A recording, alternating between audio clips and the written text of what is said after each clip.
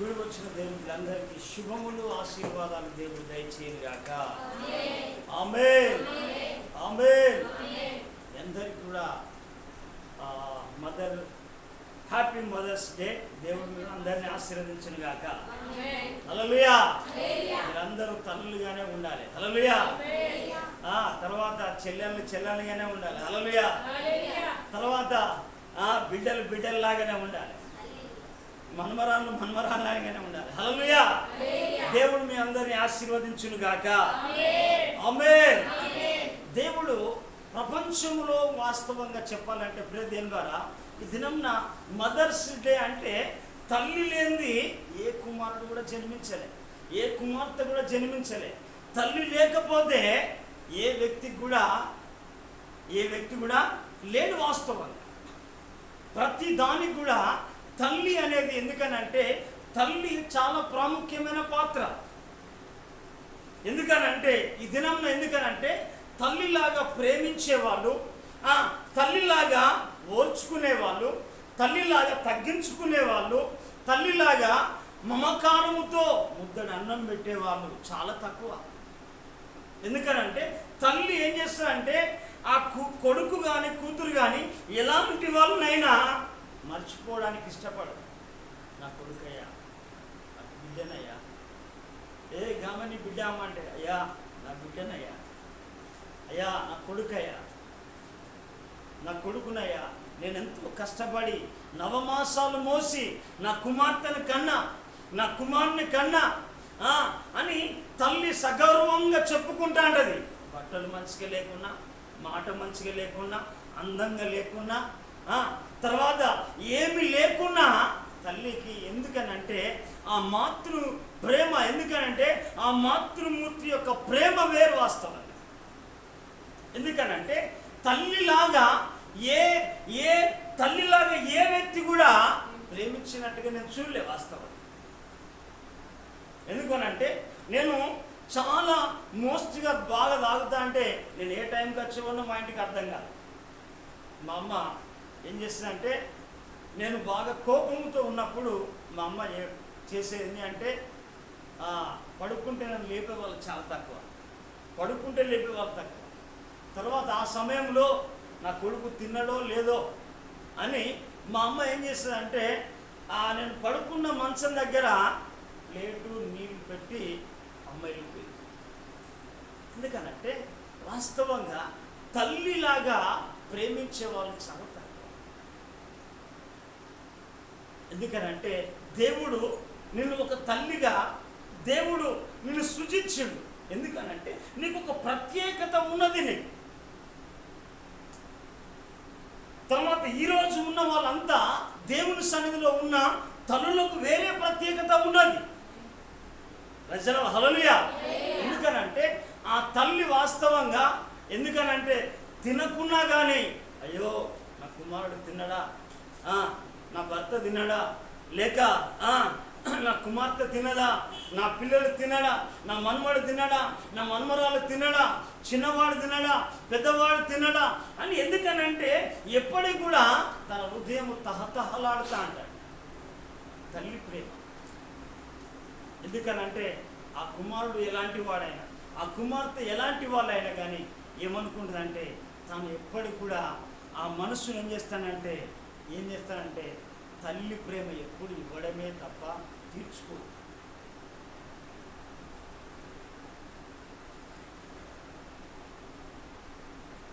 కాబట్టి ప్రియదేవుడా మనం గమనించాలి.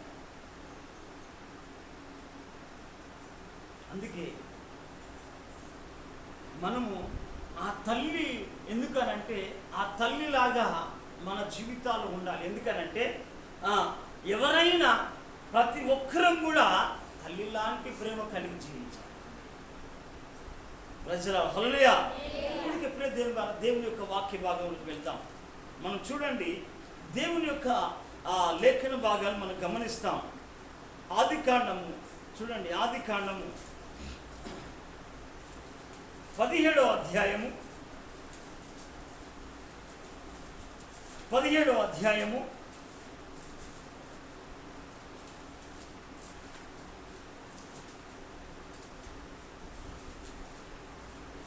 15, 16 వచనాలా చూడండి. మరియు దేవుడు నీ భార్య అయిన శారాయిని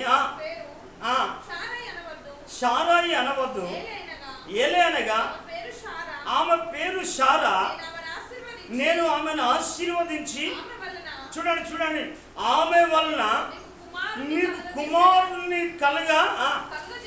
కలగజేసేదను, నేను ఆమెను ఆశీర్వదించేదను. అది మనం చూసుకోవాలి. ఆమె జనములకు తల్లి అయి ఉండును. చప్పలు కొట్టి ప్రభుని గారమ్మ.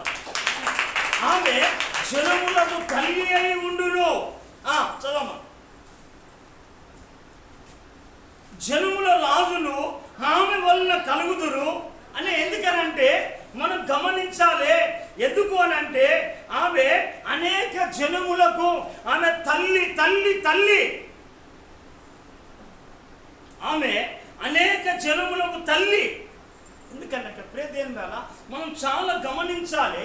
తల్లి ఎందుకనంటే తల్లి అనే పేరుకి ఏంటంటే ఉద్భవించడము, విస్తరించడము, తర్వాత సంపాదించడము, పెంచడము, ప్రేమ చూపడము, ఆప్యాయత చూపడము, అనురాగము చూపడము, ఎందుకనంటే ఆహ్వానం ఇవ్వడము. ఎందుకనంటే తల్లిలాగా ఆహ్వానం పలికే వేరే వాళ్ళని నేను చూడలే. అందుకే అంటాడు అక్కడ దేవుడే అబ్రహాముతో మాట్లాడుతూ ఉంటాడు. ఏమంటాడంటే నేను ఆమెను ఆశీర్వదించేదను, ఆమెనంట జనములకు తల్లి అయి ఉంటారు. ఆమె వలన కలుగుతారట. ఎవరట? జనముల రాజులు కలుగుతాడు. రాజుకు తల్లి ఆమె, కలెక్టర్కు తల్లి ఆమె, కమిషనర్కు తల్లి ఆమె, తర్వాత టీచర్కు తల్లి ఆమె, పాస్టర్కు తల్లి ఆమె. వాస్తవంగా చూడండి, తల్లి అనే పదాన్ని కనుక మనం కనుక గుర్తిస్తే దాంట్లో ఎన్నో విలువలు ఉన్నాయి. దాన్ని వర్ణించడానికి చాలా తక్కువ ప్రేమ. కాబట్టి నేను కొన్ని విషయాలను తెలియపరుస్తాను. ఎందుకనంటే ఇక్కడ బైబిల్ చెప్పిన ప్రకారంగా ఈమెను గురించి ఏం మాట్లాడుతున్నానంటే ఆమె అనేక జనములకు తల్లి అయి ఉండును. అంటే తల్లి పాత్ర ఎందుకనంటే బాధ్యతతో కూడినది, భారంతో కూడినది, శ్రమతో కూడినది, తర్వాత విశ్వాసముతో కూడినది. ఆ తల్లి ఏం చేస్తుందంటే ఫస్ట్లో ఉండి అయినా తన పిల్లలను పెంచుతా ఉంటుంది. ఎప్పటికీ గుండెల్లో నొప్పి ఉన్నా కానీ గుండెల మీద ఎత్తుకుంటా, గుండెల్లో ఎన్నో బాధలు ఉన్నప్పటికీ కూడా ఆ మంచి ప్రేమతోటే తన కొడుకును కానీ కుమార్తెను కానీ భర్తను కానీ కౌగిలించుకొని తన ప్రేమనంతా వెళ్ళబుచ్చేదే తల్లి.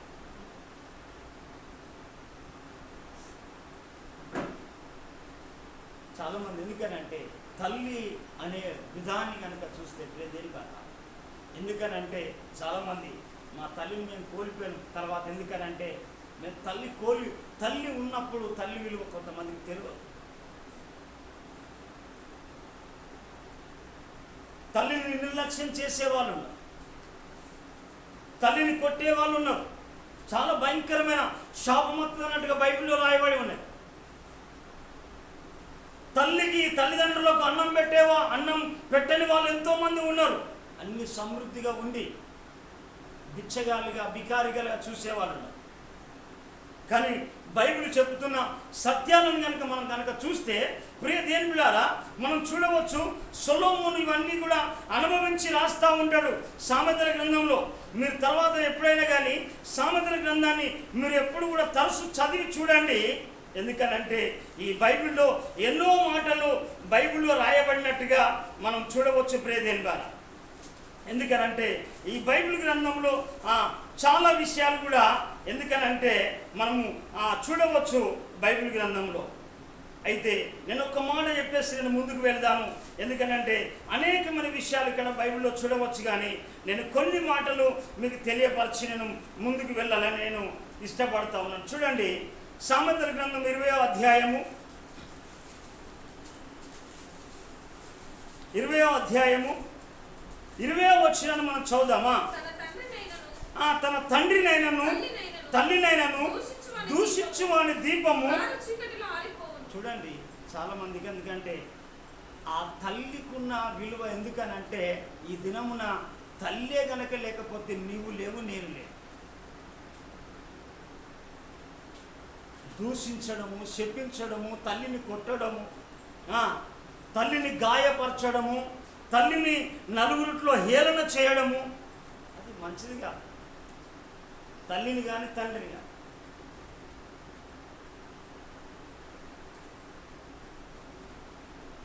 అందుకే అక్కడ రాయబడిన మాటలను కనుక మనం చూస్తే ప్రియదేవుని ద్వారా ఇలాంటి ఈ మాటలు కూడా సొలొమోను చాలా జాగ్రత్తగా ఈ బైబిల్ గ్రంథంలో అన్ని రాస్తూ ఉంటాడు. ఎందుకనంటే చూడండి, ఇంకొక మాట కూడా చూడవచ్చు ఇక్కడ. సామెతల గ్రంథము 30వ అధ్యాయము 17వ వచనం. తండ్రిని అపహసించి తల్లి మాట వినులోని వాని కన్ను లోయ కాకులు పీకును. చూడండి ప్రియదేవుని ద్వారా, ఎందుకనంటే మనము ఏ తల్లిని కూడా మనం ఏం కావాలంటే మన తల్లిగానే చూసుకోవాలి. ఒక స్త్రీని తల్లిగా, చెల్లిగా, అక్కగా, తర్వాత ఆప్యాతురాలుగా, ఆత్మీయురాలుగా మనం ప్రేమించాలి. తల్లి కాకపోతే, తల్లి కనుక లేకపోతే ఆయన కలెక్టర్ అయ్యేవాడా, కమిషనర్ అయ్యేవాడా?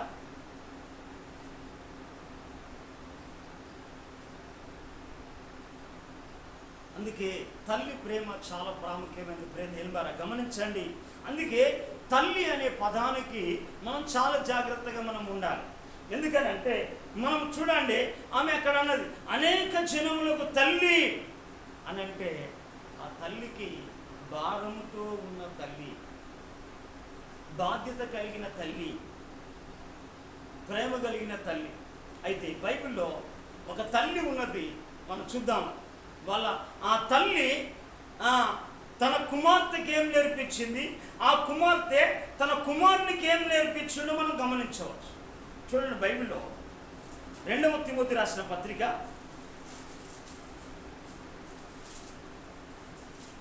2వ తిమోతి రాసిన పత్రిక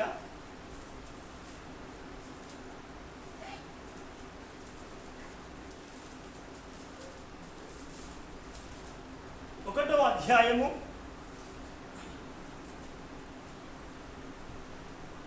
1వ అధ్యాయము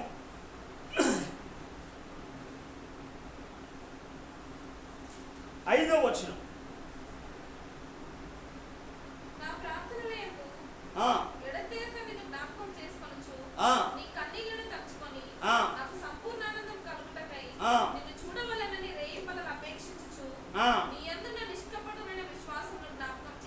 ఏంటిదట? నీ అందున్న నిష్కపటమైన విశ్వాసమును జ్ఞాపకం చేసుకొని, చూడండి, నా పితరాచార ప్రకారము నిర్మలమైన మనస్సాక్షితో నేను సేవించుచున్న దేవుని ఎడల కృతజ్ఞుడనై ఉన్నానని పౌలు చెప్పుతా ఉన్నాడు.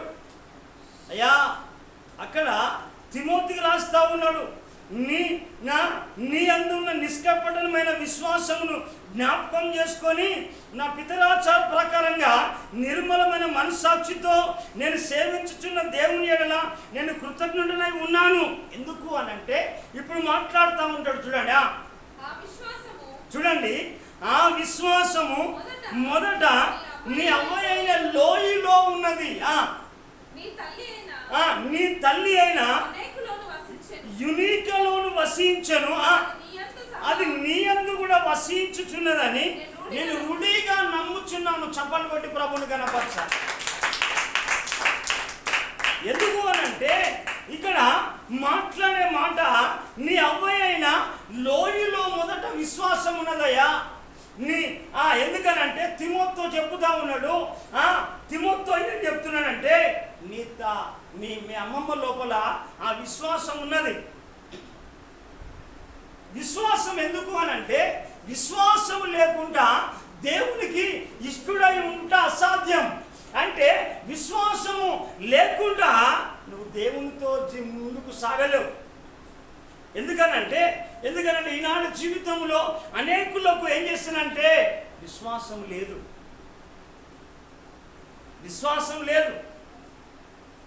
చాలా మంది జీవితాల్లో ఎందుకనంటే ఆ కుటుంబ రక్షణ గురించి, ఎందుకనంటే విశ్వాసం లేదు.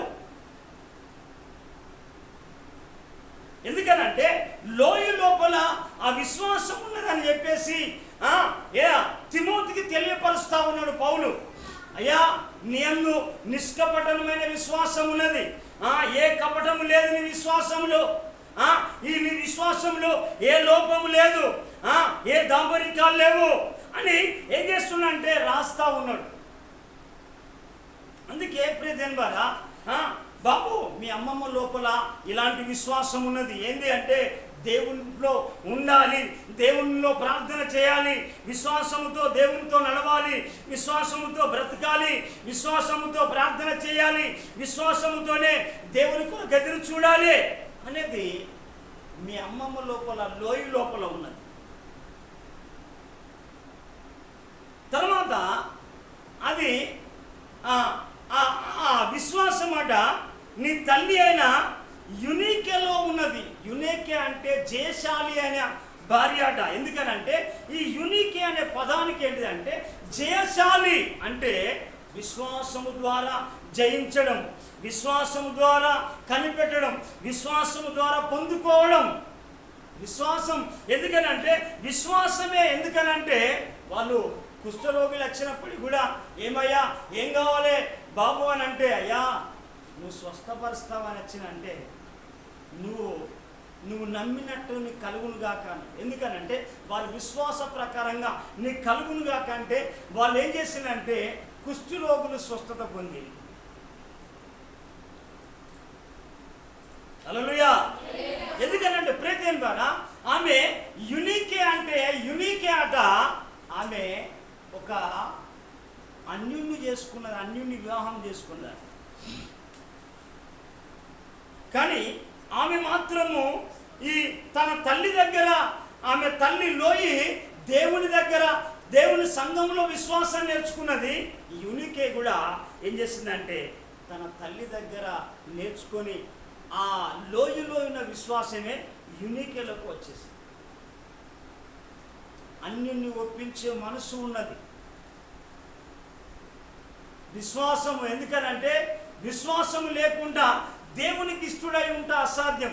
చాలా మంది జీవితంలో ఏంటంటే అవిశ్వాసమే.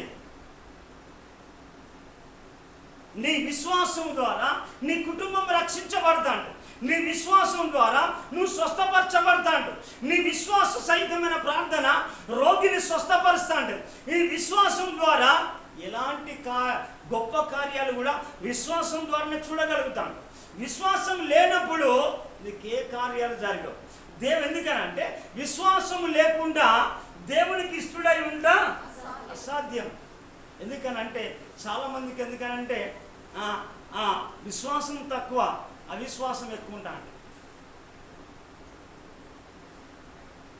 అందుకంటే అయితే ఈమె అన్యుడిని ఏం చేసిందంటే, ఈ అన్యుడైన తన భర్తను ఏం చేసిందంటే తర్వాత దేవుని మందిరానికి వెళ్ళడానికి, దేవునిలో పెరగడానికి, దేవునిలో భక్తి కలిగి జీవించడానికి ఏంటంటే ఆమె తన భర్తను ఒప్పించుకున్నది. ఆమె విశ్వాసం ఏం చేసిందంటే అమ్మా నువ్వు చెయ్యి. యునికే ఎందుకనంటే ఆయన ఇతన్ని కూడా, తిమోతిని కూడా ఏం చేసిందంటే ఆమె అన్యునిగా చేయలేదు తిమోతిని. ఈ యునికిలో ఉన్న విశ్వాసమే తన కుమారుడైన తిమోతిలోనికి వచ్చేసింది. ఎంతమంది జీవితంలో జరిగింది. లోయలో నుండి యునికిలోకి వచ్చేసింది. యునికిలో నుంచి ఏం చేసింది, తన కుమారులోనికి వచ్చేసింది తిమోతిలోకి. ఎందుకనంటే ఈనాడు ఎందుకనంటే నీ విశ్వాసం ఏం చేస్తుందంటే వారి లోపల పని చేయాలి. నీ విశ్వాస సహితమైన ప్రార్థన, నువ్వు విశ్వాసం, దేవుని పైన ఉన్న విశ్వాసము.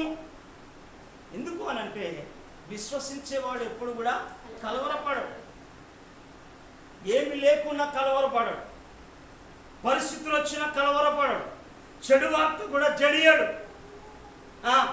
ఎందుకనంటే విశ్వాసం, ఎందుకనంటే బలమైన దృఢమైన విశ్వాసం కలిగిన వాళ్ళు. అందుకే చాలా మంది జీవితంలో ఎందుకనంటే ఆ విశ్వాసం అట ఏందట, అది నీ యందు కూడా వసించుచున్నదని దైవజనుడైన పౌలు చెప్తా ఉన్నాడు. అంటే విశ్వాసం కలిగిన తల్లిగా మన జీవితం కొనసాగించబడాలి. అంటే ఆయన అన్యుల్ని కూడా ఏం చేసిందంటే భర్త, ఎందుకనంటే దేవుని మందిరంలో దేవునితో వెళ్ళడానికి ఆయన సహకరించండి. అంటే ఈమె ప్రార్థన ఎంత పని చేస్తూ ఉన్నది, ఈమె విశ్వాసం ఎంత పని చేస్తూ ఉంది. హల్లెలూయా, హల్లెలూయా. అందుకే ప్రియదేవులారా, ఎందుకు అంటే మనం గమనించాలి. మనము ఒక గనురాలైన స్త్రీని కనుక మనం చూస్తే ఆమె అంటది, అయ్యా మన దగ్గరికి పోయే దైవజనుడు ఏంటంట, భక్తి కలిగిన దైవజనుడు అని తన భర్తకి చెప్పుతావు. తర్వాత ఏం చేస్తున్నాడంటే ఆ దైవజనుడైన ఆ దైవజనుడికి, అయ్యా మనం ఒక గదిద్దాము, అతనికి భోజనం పెట్టాలి, తర్వాత ఆయనకు కావలసిన సదుపాయాలన్నీ చేస్తాము. ఎవరు ఏర్పాటు చేసింది? గనురాలైన స్త్రీ. కారణం ఏంటి అనంటే తనకు ఆ విశ్వాసం ఉన్నది, పెట్టాలి, చేయాలి, దేవుని కార్యాన్ని చేయాలి, దేవునికి ఇచ్చి ఘనపరచాలి, దేవునిచ్చి వాటిని ఇచ్చి మనం శోధిస్తే దేవుడు ఏం చేస్తాడంటే పట్టుజాలని దీవెనలు కుమ్మరిస్తాడనే ఒక విశ్వాసము గనురాలైన స్త్రీలో ఉన్నది. హల్లెలూయా. అయితే మనం చూడాలి, మనం అందుకనంటే విశ్వాసము లోయ అయిన వాళ్ళ తల్లి అయిన లోయలో నుండి యునీక్యలోకి వచ్చేసింది. యునీక్యలో నుంచి ఏం చేసిందంటే తిమోతిలోనికి వచ్చేసింది. తిమోతి అనే పదానికి ఏంటిది? దేవుణ్ణి కనపరిచేవాడిగా తయారని చెప్పాలి కొన్ని ప్రభుత్వం. అయితే నీ విశ్వాసము నీ బిడ్డలోనికి వెళ్ళాలి, నీ బిడ్డలో నుంచి తర్వాత తన కుమారులోనికి వెళ్ళినట్టుగా మనం చూడాలి. అయ్యా ఎందుకనంటే వాళ్ళు విశ్వాసఘాతకులు కాకూడదు. చాలామంది విశ్వాసం అందుకే అలాగే మనం కనుక చూస్తే మనము హన్నాను కూడా మనం చూడవచ్చు. హన్నా కూడా ఏం చేస్తుందంటే హన్నా కూడా తన భర్తకి చెప్తూ ఉంటాంటది. ఏమని చెప్తుంది అని అంటే మనం గమనించవచ్చు ప్రియదేవుని ద్వారా.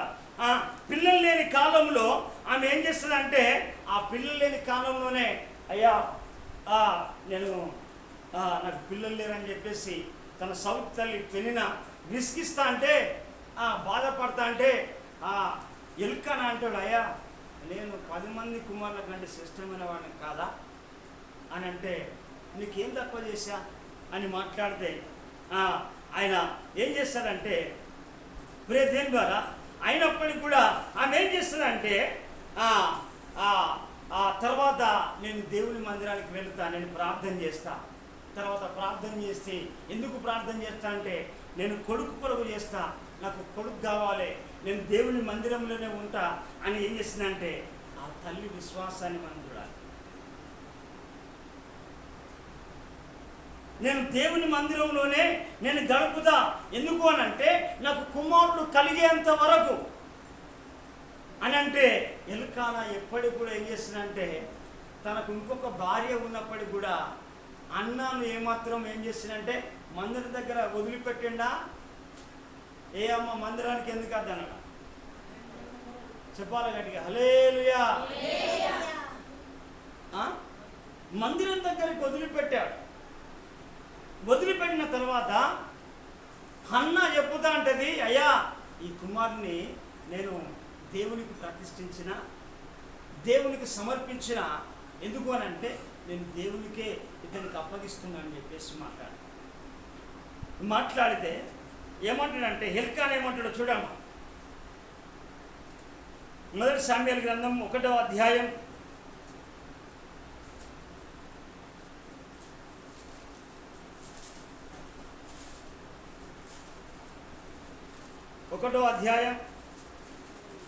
22-23 వచనాలా.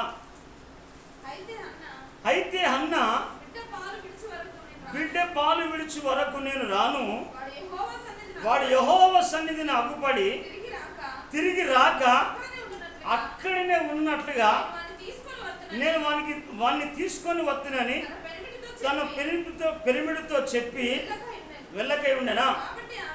కాబట్టి ఆమె పెరిమిటి అని ఎలుకానా, నీ దృష్టికి ఏది మంచిదో అది చేయము. చప్పట్లు కొట్టి ప్రభువుగా. నీ విశ్వాసము, నీ ప్రార్థన, నీ పరిశుద్ధత, నీ భక్తి, నీ భావం ఏం చెప్పాలంటే, అమ్మా నీ భర్త అనాలే, అమ్మా నీ దృష్టికి ఏదైతే అది చెయ్యమ్మా.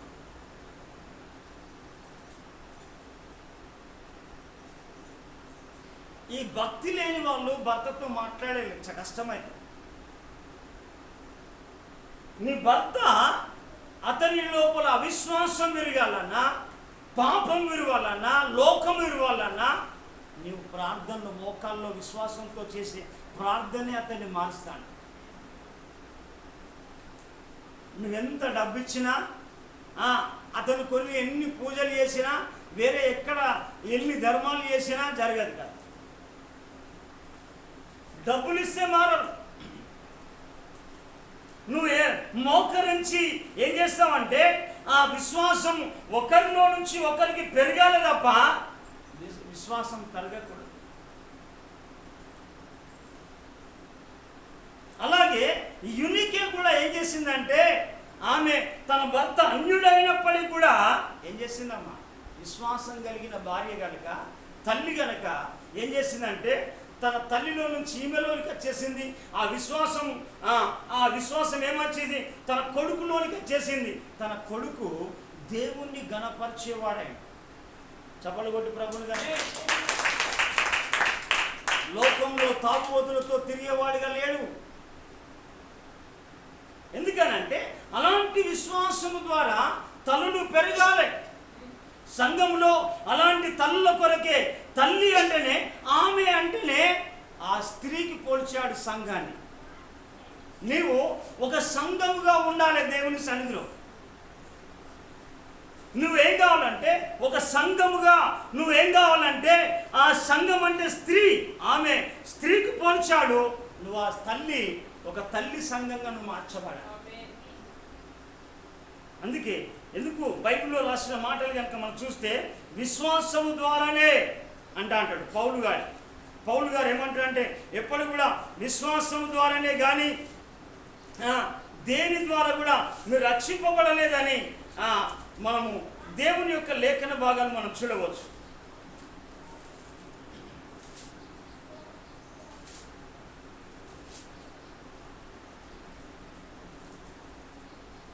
చూడమ్మా, ఎఫెసీయులకు రాసిన పత్రిక 2వ అధ్యాయం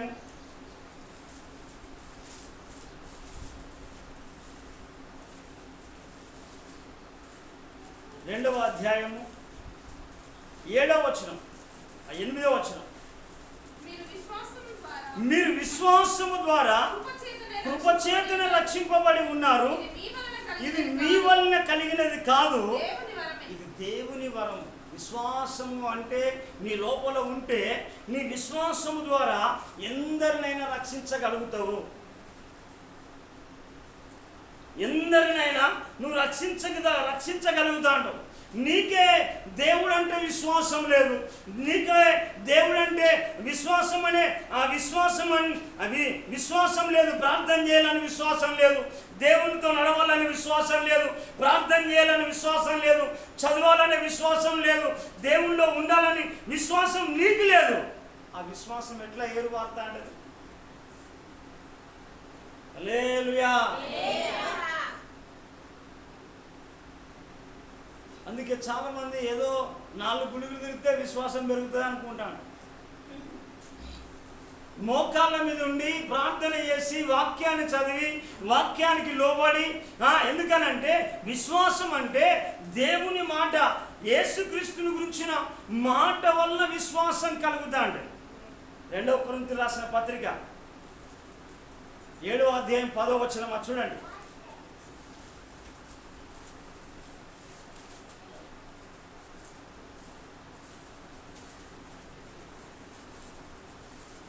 సరే అమ్మ, రోమీలకు రాసిన పత్రిక 10వ అధ్యాయము 17వ వచనం.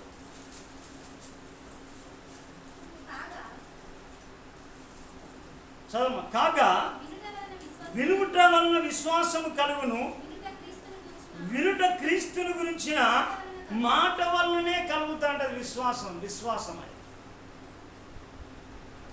అందుకే నేను తరచు చెప్పే మాట ఎందుకనంటే, నీకు విశ్వాసం ఎప్పటికి కూడా నీ లోపల నుంచి పొంగి పొరలాలి. ఎందుకనంటే ఆ తల్లి లోపల నుంచి ఎలాగైతే విశ్వాసం వచ్చేసిందో, తల్లిలో నుంచి బిడ్డకు, బిడ్డలో నుంచి తన కుమారులోనికి వచ్చి వసించినట్టుగా నేను రుడిగా నమ్ముచున్నానని దైవజనుడైన పౌలు, పరిశుద్ధుడైన పౌలు అక్కడ తిమోతికి రాస్తా ఉంటాడు.